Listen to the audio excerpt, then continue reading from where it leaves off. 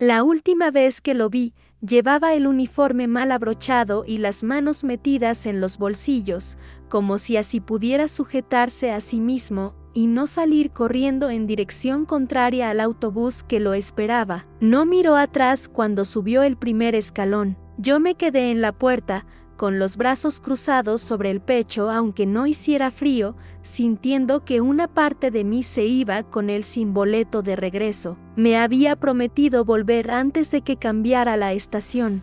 Cuando las hojas empiecen a caer, ya estaré aquí otra vez, dijo, sonriendo con esa mezcla de miedo y valentía que solo vi en sus ojos el día que me pidió que viviera con él. Yo asentí, como si pudiéramos negociar con la guerra del mismo modo que se negocia un turno extra de trabajo o una visita a la familia. El autobús arrancó levantando polvo, tragándose nombres, historias, promesas. Me quedé mirando hasta que fue solo un rectángulo lejano, hasta que el ruido del motor se mezcló con otros ruidos de la ciudad y dejó de ser él yéndose para convertirse en tráfico. Cerré la puerta despacio, con cuidado, como si detrás del marco todavía hubiera algo que se podía salvar. Esa misma noche, mientras guardaba su taza en el estante, tuve un pensamiento que entonces me pareció injusto, casi una traición. ¿Y si no vuelve?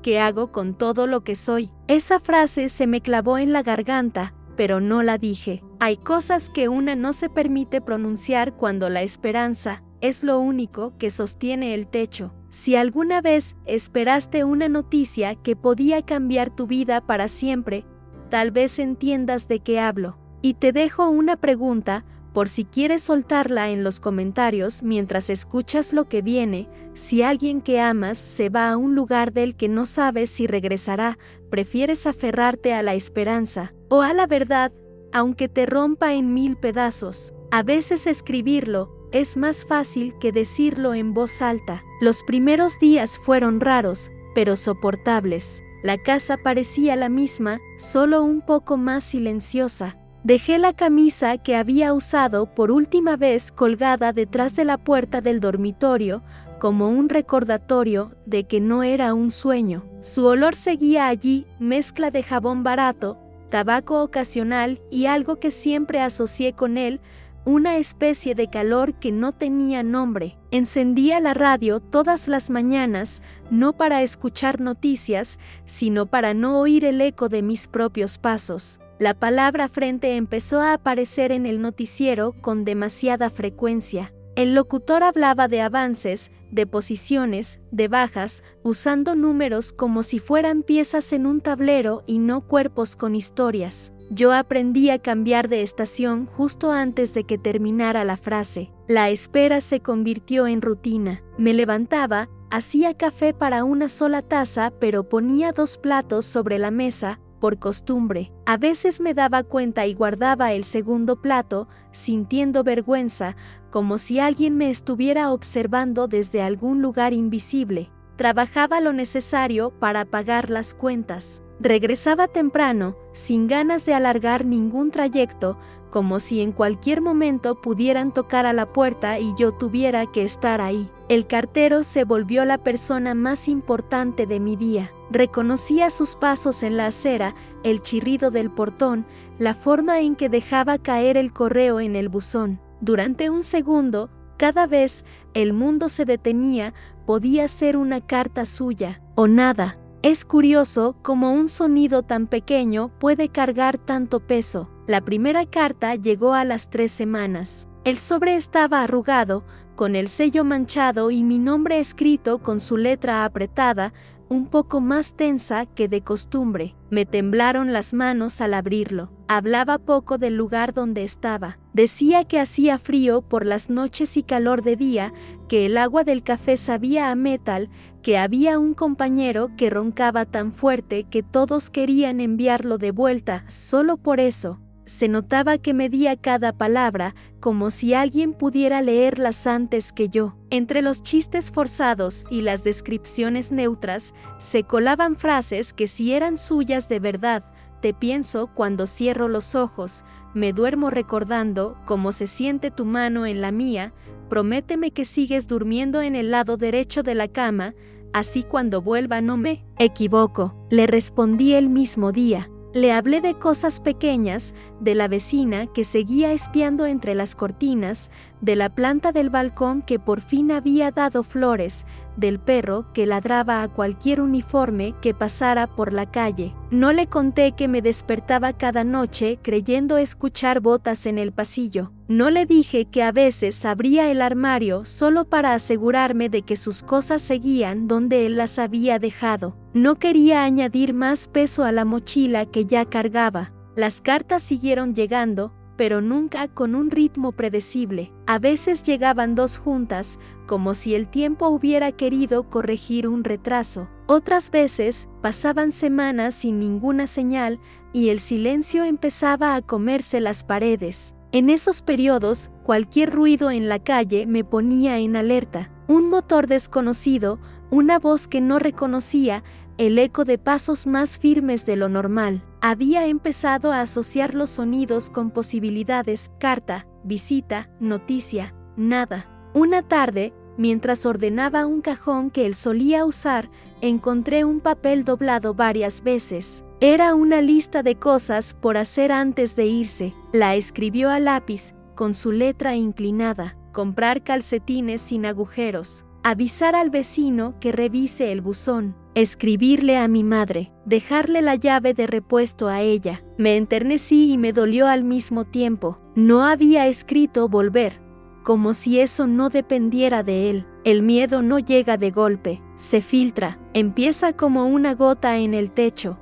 Un día crees que es solo humedad, otro día pones un balde debajo, por si acaso. Cuando quieres darte cuenta, tienes media casa inundada y los muebles flotando. Pasaron meses. Las hojas cayeron de los árboles y volvieron a crecer. La estación cambió y él no volvió. Me repetía su promesa como un mantra: cuando las hojas empiecen a caer, cuando las hojas empiecen a caer. Hasta que un día escuché esa frase en mi propia cabeza con un tono distinto. Ya no sonaba como promesa, sonaba como excusa. Fue en una mañana cualquiera de otoño cuando el ruido que escuché en la calle no fue el del cartero ni el de un vendedor ambulante. Fue el motor de un coche que se detuvo justo frente a mi puerta. Miré por la ventana con el corazón subido a la garganta. Eran 2 hombres con uniforme, pero no como él. Sus botas estaban demasiado limpias, sus hombros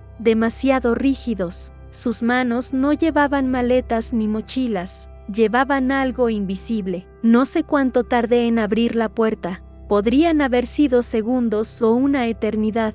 Cuando al fin giré la manija, ellos se pusieron firmes, como si la escena estuviera escrita y ensayada. ¿Es usted?, preguntó uno, diciendo mi nombre. Asentí. Traemos un comunicado, dijo el otro, del ejército. La palabra comunicado me sonó a todo menos a comunicación. Me extendieron un sobre grande, con el sello de la institución y mi nombre mecanografiado. Al tocarlo, sentí que el papel estaba frío. O tal vez eran mis manos. Lamentamos su pérdida, añadió el primero, con una voz que no sabía si era suya o prestada. Murió como un héroe. Murió. La palabra atravesó la sala, chocó contra las paredes y volvió a mí ampliada, distorsionada. Sentí que el aire se volvía más pesado, como si de repente respirar exigiera permiso. No recuerdo todo lo que dijeron después. Hablaron de acto de servicio, de defender una posición, de proteger a sus compañeros. Palabras grandes, redondas, ajenas.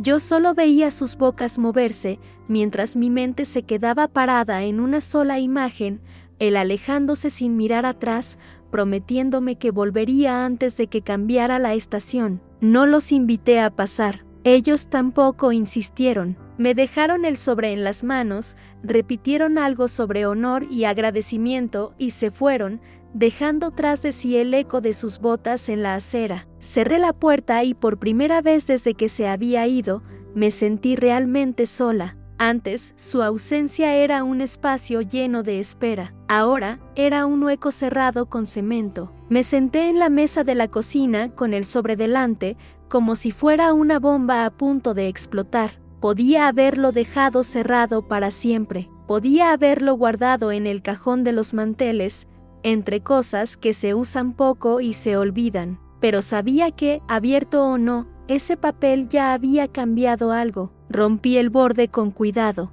Dentro había una hoja con el membrete del ejército, firmada por alguien cuyo nombre no significaba nada para mí. Empecé a leer. Por medio de la presente informamos. Ahí estaba, en negro sobre blanco. Ha fallecido en el cumplimiento de su deber. Mostró valentía ejemplar. Su nombre quedará registrado entre aquellos que dieron su vida por la patria. Frases correctas, impecables, traducibles a cualquier idioma, aplicables a cualquier hombre en cualquier conflicto. En la parte inferior, una línea más, pronto recibirá los efectos personales del soldado. Efectos personales. La forma más fría de decir todo lo que quedó de su vida en una caja. Apoyé la frente en la mesa. El papel temblaba en mis manos. No lloré al principio. Me quedé inmóvil, como si mi cuerpo necesitara asegurarse de que no iba a partirse en dos si se movía demasiado rápido. Luego vinieron las lágrimas,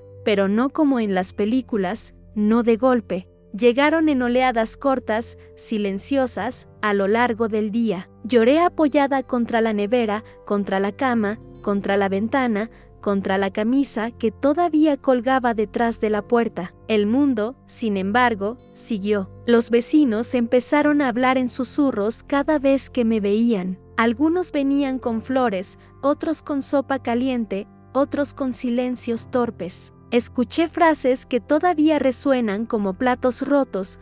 Era su destino, mejor así que volver roto, al menos murió con honor.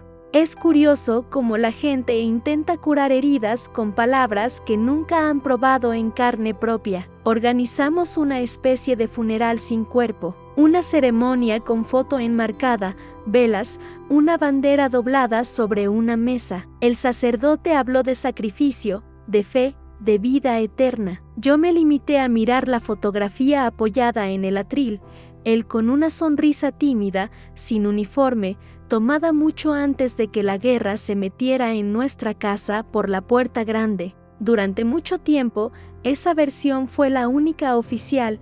Él había muerto como un héroe, en un acto valiente, defendiendo algo grande y abstracto. Y aunque esa palabra, héroe, me raspaba por dentro, me aferré a ella como quien se agarra a la rama más cercana cuando cae al río. Era eso o aceptar que había muerto por motivos que nunca entendería. Los años pasaron, no de golpe, sino a base de días que empezaban igual y terminaban igual. Guardé sus cosas en una caja, no porque quisiera olvidarlo, sino porque necesitaba que la casa dejara de ser un museo de lo que ya no estaba. Dejé una sola foto en la mesa del comedor y su taza en el estante, como pequeños altares cotidianos. Aprendí a caminar otra vez, a hacer compras sin pensar que le gustaría a él para cenar, a cambiar de canal cuando aparecían escenas de guerra sin sentir que estaba traicionando su memoria, a reír de vez en cuando sin que la culpa me mordiera el tobillo.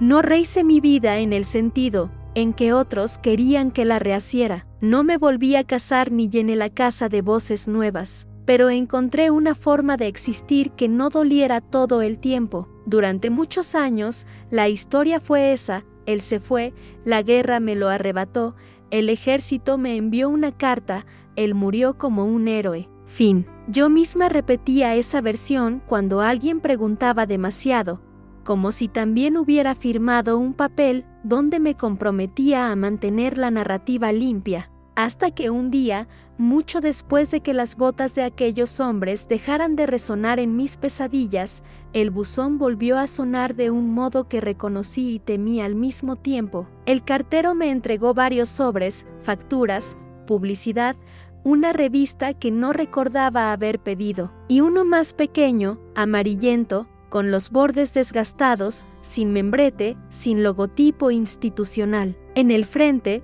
mi nombre escrito a mano, con una letra que no reconocí. En la parte trasera, un remitente, un nombre común, seguido de unas iniciales que no me dijeron nada. No supe por qué, pero el corazón empezó a latir más rápido. Habían pasado años desde la última vez que un sobre me había hecho temblar las manos. Me senté en la mesa de la cocina, en el mismo lugar donde había abierto la carta del ejército, y sostuve aquel sobre como si estuviera hecho de cristal. Podría haberlo dejado ahí.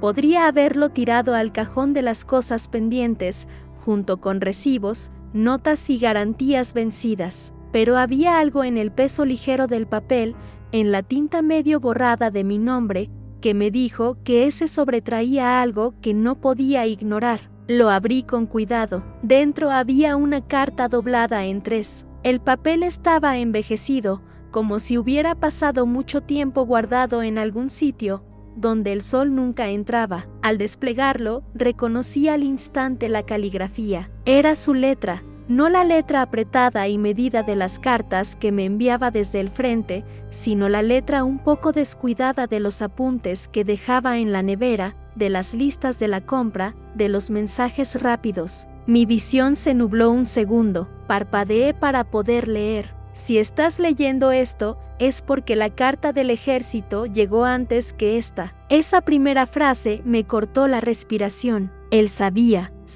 que habría una carta oficial antes que la suya. Sabía que el relato que me darían no sería el completo. Seguí leyendo, sintiendo como cada palabra levantaba el polvo que se había asentado sobre su memoria. Supongo que para cuando esto llegue a tus manos, alguien ya te habrá dicho que morí en acto de servicio o alguna frase parecida, continuaba la carta. Quiero que sepas algo desde el principio, no todo lo que van a decir es mentira, pero tampoco es toda la verdad. Sentí un latigazo en el pecho. La cocina pareció encogerse alrededor de la mesa. Podía escuchar el tic-tac del reloj sobre la nevera, como si cada segundo subrayara una palabra. Nos tocó avanzar hacia una zona que no conocíamos. No te voy a hablar de mapas ni de órdenes, porque esas cosas suenan muy grandes cuando en realidad lo que uno siente por dentro es mucho más sencillo. Miedo. Sí, miedo. Te lo digo así, aunque en la carta que te habrán enviado no aparezca esa palabra. Tenía miedo, no solo de morir. Tenía miedo de no volver a verte, de no volver a probar tu café, de que tu risa siguiera sonando en una casa donde yo ya no estaría. Me llevé la mano a la boca. Nunca lo había imaginado escribiendo la palabra miedo. El ejército lo había rebautizado valentía ejemplar. Él lo llamaba por su nombre. Ese día pasó algo que no entrará en ningún informe. Nos mandaron a tomar una posición, pero cuando llegamos allí lo que encontramos no fue un objetivo, ni una instalación enemiga. Encontramos gente como nosotros, asustada, que solo quería salir viva de aquello. Y entre esa gente había un chico. No tendría más de 17 años. Llevaba un uniforme parecido al nuestro, pero mucho más grande que él. Tenía la mirada perdida, como si estuviera allí con el cuerpo pero no con el alma. Tragué saliva. Nunca me había detenido a pensar en lo que él habría visto allí, del otro lado de las palabras frente y operación. Hubo ruido, gritos, órdenes que se dieron y se deshicieron en el aire, disparos. No voy a contarte cada detalle, no porque no quieras saberlo, sino porque yo tampoco quiero recordarlo más de lo necesario. Solo quiero que sepas que, en un momento en el que todos gritaban, ese chico se quedó paralizado. Tenía el arma en las manos, pero no podía mover los dedos. Lo miré y vi, por un segundo, algo que me resultó demasiado familiar.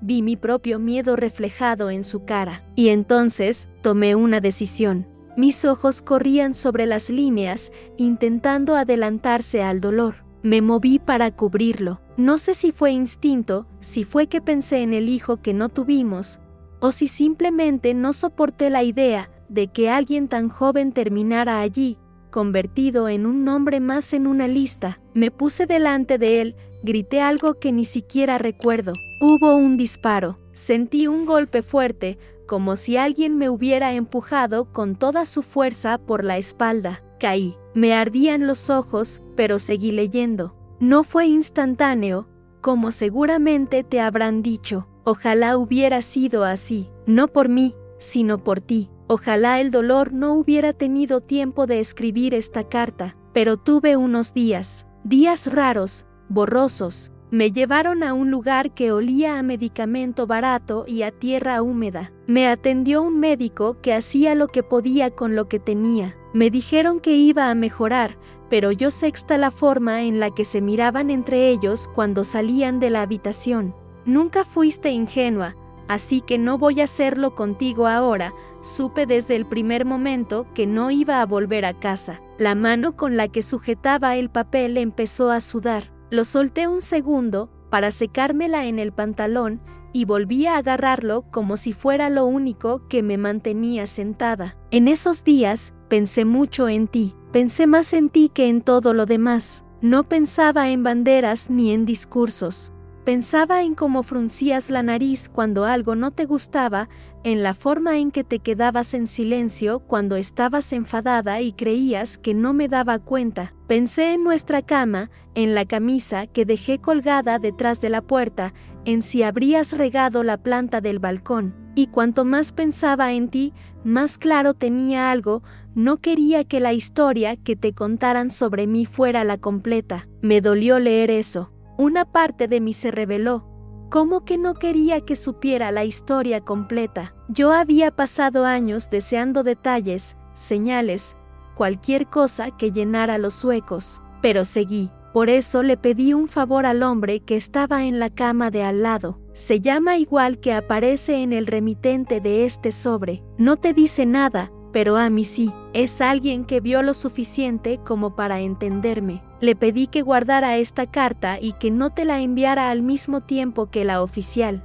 Quería que tuvieras un tiempo para vivir con una versión menos pesada de lo que pasó. No sé si fue buena idea, pero en ese momento me pareció la única que tenía. Respiré hondo. El remitente desconocido ahora tenía rostro, un hombre en una cama, a pocos metros del que yo amaba, siendo testigo del final que a mí me llegó filtrado por un sello oficial. Si te contaban desde el principio que no morí de inmediato, tal vez habrías imaginado mi dolor noche tras noche. Si te decían que me dispararon mientras defendía a alguien que, en teoría, era enemigo, tal vez habrías tenido que pelear con gente que nunca entendería que, allí, la única diferencia entre uno y otro uniforme era el lado del mapa donde te tocó nacer. No quería eso para ti. Bastante peso tenías ya con mi ausencia. Sé que te dirán que fui un héroe. Tal vez ya lo hicieron. Y no estoy diciendo que sea mentira. Hice algo que muchos no hicieron. Pero tampoco quiero que quedes atrapada en esa palabra como si fuera un monumento del que no puedes alejarte. No vivas el resto de tu vida intentando estar a la altura de una estatua. Las lágrimas ya eran un río silencioso sobre mis mejillas. Fui valiente y fui cobarde. Tuve miedo, muchas veces. Extrañé tu mano cada segundo. Pensé en huir, pensé en esconderme, pensé en mentir. Pero al final, lo único que no podía soportar era la idea de que un chico, que podría haber sido nuestro hijo, muriera delante de mí sabiendo menos de la vida que yo. Eso fue lo que hice. No sé si es heroico o solo humano. Tal vez ambas cosas. En la carta del ejército no van a hablar de ese chico. No van a poner su nombre, ni van a decir que todavía le temblaban las manos cuando le quitaron el arma. No van a decir que lloró cuando vio que yo caía. No van a contar que se quedó sentado al borde de mi cama de hospital 2 días seguidos, pidiéndome perdón en un idioma que apenas entendía. Pero yo quiero que tú lo sepas. Quiero que sepas que, hasta el último momento, no estuve solo, y que esa soledad que te imaginaste para mí no fue tan absoluta como crees. Sentí un pequeño alivio en medio del dolor.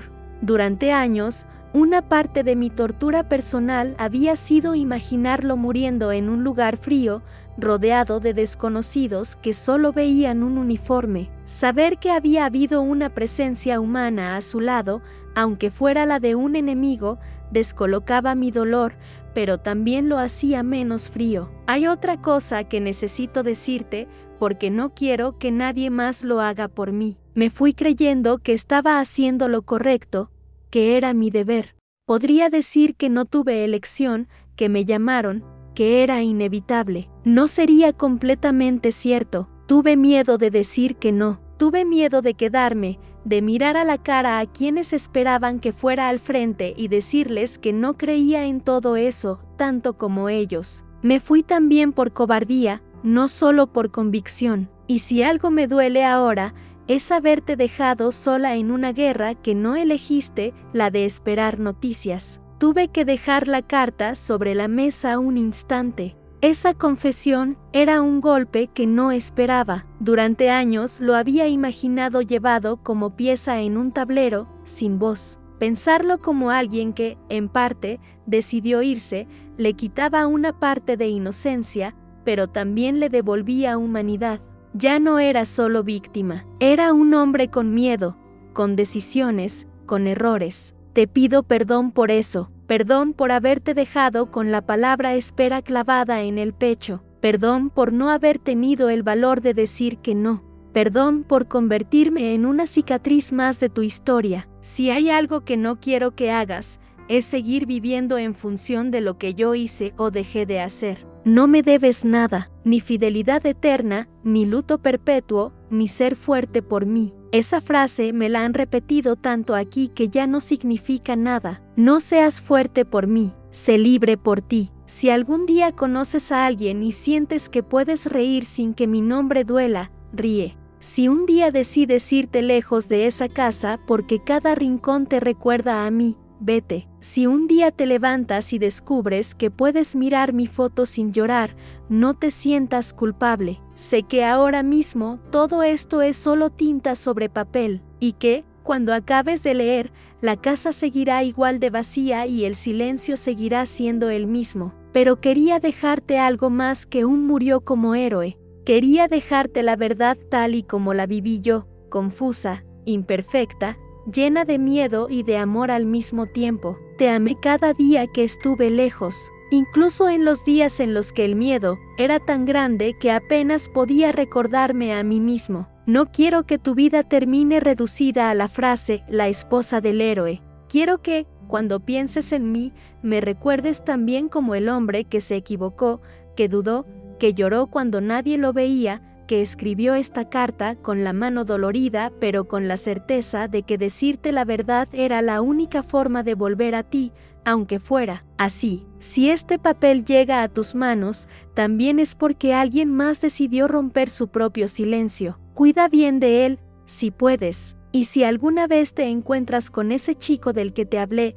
dile que no le guardo rencor. Que, en aquel momento, él era yo a los 17, con un uniforme demasiado grande y un fusil demasiado pesado. Te abrazo desde este lugar donde el tiempo ya no se mide igual. Tuyo, siempre tuyo, aunque la guerra diga otra cosa. Su firma estaba al final. Su nombre, escrito con la misma letra que había visto 1000 veces en la nevera, en notas rápidas, en listas de la compra. Pasé los dedos por encima, como si pudiera sentir la presión con la que había apretado el bolígrafo. No sé cuánto tiempo me quedé sentada en la cocina, con la carta entre las manos. Podrían haber sido minutos o horas. Afuera, la vida seguía, un coche pasó por la calle, un perro ladró, alguien cerró una ventana. Dentro, el mundo que yo había construido alrededor de su muerte se volvía a desarmar, pieza por pieza. Durante años, había vivido con una versión simple. Él se fue, la guerra se lo llevó, el ejército me envió una carta, él murió como un héroe. Había acomodado mi dolor en esa estructura rígida, como quien guarda un objeto delicado en una caja hecha a la medida. Ahora, esa caja ya no servía. La carta nueva no solo añadía detalles, cambiaba el tamaño de todo. Volví a leerla, esta vez más despacio. Me detuve en cada frase, donde mencionaba sus miedos, sus dudas, su culpa. Sentí que, de algún modo extraño, lo estaba conociendo de nuevo. No solo al hombre que compartió mi cama y mi café, sino al hombre que yo no había visto, el que se fue con miedo, el que se culpó por dejarme sola, el que no quería ser recordado solo como un nombre en un discurso. Al final de la hoja, después de su firma, había una nota con otra letra, más recta, más formal. Era del remitente, el hombre que había guardado y enviado la carta. «Disculpe que esta carta llegue tan tarde», decía. Él me pidió que no se la entregara al mismo tiempo que la carta oficial. Dijo que usted necesitaba primero una versión que no la rompiera del todo. Yo no estaba de acuerdo. Creía que la verdad siempre debía llegar completa. Pero en ese momento vi en sus ojos que lo único que le quedaba era decidir cómo quería que usted lo recordara. Así que obedecí. Guardé esta carta mucho tiempo, demasiado. No sabía si enviarla o destruirla. He visto a muchas familias destrozadas por verdades que llegaron sin cuidado. También he visto a muchas otras vivir sobre mentiras cómodas. Hace unos meses soñé con él. No soy un hombre de sueños ni de símbolos, pero al día siguiente encontré esta carta en una caja que ya casi no abría. Eso me pareció suficiente señal. Si al leer esto siente que le quité años de vida, lo siento. Si siente que, de algún modo, también la liberé, me basta con saberlo en silencio. No espero respuesta. Solo cumplo, por fin, una promesa que le hice a un hombre que se estaba muriendo y que no quería que su historia la aplastara a usted más de lo necesario. Firmaba con su nombre, el mismo que había visto en el sobre. Imaginé sus manos doblando el papel, guardándolo, moviéndolo de una casa a otra, de una mudanza a otra, durante quién sabe cuántos años. Imaginé su propio conflicto. ¿Se envía una verdad así? ¿Se deja que el tiempo la consuma? ¿Se guarda para uno mismo hasta el final? Esa noche no encendí la televisión, no puse la radio, no intenté distraerme. Me senté en la sala con las dos cartas sobre la mesa, la del ejército, perfectamente mecanografiada, con palabras redondas y oficiales, y la suya, con la tinta un poco corrida y las frases que solo él habría podido escribir. Las miré mucho rato. Eran como dos versiones del mismo relato contadas por narradores distintos. En una, él era un héroe impecable, sin miedo. En la otra, era un hombre asustado que, incluso así, había encontrado la forma de hacer algo que consideraba correcto. En una, su muerte servía para alimentar la idea de sacrificio. En la otra, su vida, con todas sus dudas, se convertía en la verdadera enseñanza. Al día siguiente, llevé las dos cartas al lugar donde descansa su nombre. No hay cuerpo, pero hay una lápida con fechas, una foto en blanco y negro detrás de un vidrio. Era un día gris, no llovía, pero el cielo amenazaba con hacerlo en cualquier momento. El cementerio estaba casi vacío, salvo por un jardinero a lo lejos. Me arrodillé frente a la piedra. Puse primero la carta del ejército sobre la lápida. Leí en voz baja algunas de sus frases: murió como un héroe, valentía ejemplar, orgullo de la patria. Luego doblé despacio el papel, hasta que esas palabras quedaron hacia adentro. Lo sujeté muy fuerte en la mano. Después, saqué su carta. La sostuve sobre la piedra, abierta. Volví a leer la frase que más me había dolido y consolado al mismo tiempo: no seas fuerte por mí, sé libre por ti. Sentí algo romperse dentro, pero no como cuando algo se quiebra para siempre, sino como cuando una ventana cerrada demasiado tiempo por fin cede y entra aire. No quemé ninguna de las dos, no las rompí, no las enterré. Hice algo distinto: guardé la oficial doblada en 4, en un bolsillo interior de mi chaqueta, y la suya, la personal, la coloqué en una bolsa de plástico transparente y la guardé en mi bolso, cerca del pecho. Entendí que no tenía que elegir entre la versión de héroe y la de hombre asustado. Las dos eran verdad, y yo no quería seguir viviendo reducida a la esposa del héroe ni convertirme en la viuda de un cobarde. Quería, por primera vez, permitirme recordar a la persona completa, con su miedo, con su gesto de cubrir a aquel chico, con su culpa, con su amor por mí, con su decisión de esconderme parte de la historia para que el dolor no me matara antes de tiempo. Al regresar a casa, abrí el cajón donde guardaba sus cosas. Saqué la caja con fotos, la carta del ejército que había doblado y la medalla que me enviaron meses después, esa que siempre me pareció demasiado pesada para el poco metal que tenía. Metí la carta oficial en la caja, junto con la medalla. Cerré la tapa. No era un entierro, pero sí una forma de decir, esta parte de la historia puede quedarse aquí, no necesito sacarla todos los días. Luego fui al dormitorio. Abrí el armario y, por primera vez en muchos años, descolgué la camisa que había dejado colgada detrás de la puerta el día que se fue. La acerqué a la cara. Ya no olía a él, olía a tela vieja y a polvo, pero al sostenerla, con la carta sobre el pecho, sentí algo distinto, no solo ausencia, también agradecimiento. Agradecimiento porque, en medio del desastre, alguien había tenido el valor de decirme la verdad, aunque fuera tarde, porque él, con su carta, me había dado permiso para seguir viviendo sin sentir que lo traicionaba cada vez que sonreía. Hoy, mientras te cuento esto, han pasado muchos años desde que esas cartas llegaron a mis manos. El tiempo ha hecho lo que sabe hacer, ha suavizado los bordes, ha borrado detalles, ha dejado solo lo esencial. Ya no lloro cada vez que pronuncio su nombre. Ya no cambio de acera cuando veo un uniforme. A veces incluso puedo escuchar historias de guerra sin sentir que me arrancan algo de dentro. Pero guardo las cartas. La suya, sobre todo, la tengo en una caja pequeña, junto a un par de fotos y a una nota que escribí yo misma hace poco, donde solo dice, no fue un héroe perfecto, fue un hombre, y me amó como pudo. De vez en cuando, la abro y leo un par de líneas, no para torturarme, sino para recordar que la verdad, aunque llegue tarde, aunque duela, aunque desordene todo lo que habíamos acomodado con tanto esfuerzo, también puede ser una forma de descanso, porque hasta que leí su carta, yo no solo lloraba su ausencia, también lloraba la imagen de un hombre al que nunca había conocido del todo, inventado a partir de discursos y silencios. Saber quién fue en realidad, con todos sus miedos, culpas y decisiones, me dolió, sí, pero también me devolvió algo que no sabía que había perdido, el derecho a recordar sin mentirme. Si llegaste hasta aquí, quizá también cargues con alguna carta no leída, algún correo no abierto, algún recuerdo del que tu familia no habla para protegerte. Solo quiero decirte algo, la verdad no siempre salva el pasado. A veces llega demasiado tarde para cambiar lo que ya pasó.